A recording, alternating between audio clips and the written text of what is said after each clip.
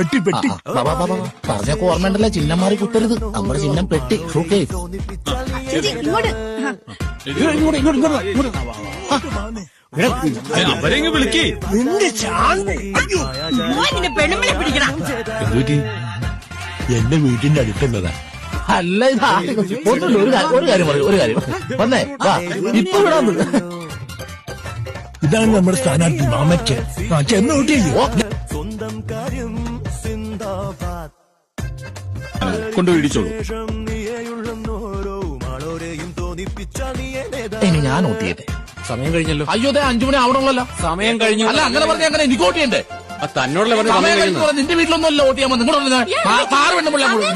എവിടെ ഉത്തരവ് സംഭവം ഇവിടെ വിട്ടേ വിട് വിട്. വൈഫിനെ കാണിക്കാനാ. പിടിച്ചോ. ഇങ്ങോട്ട് നടക്കണേ.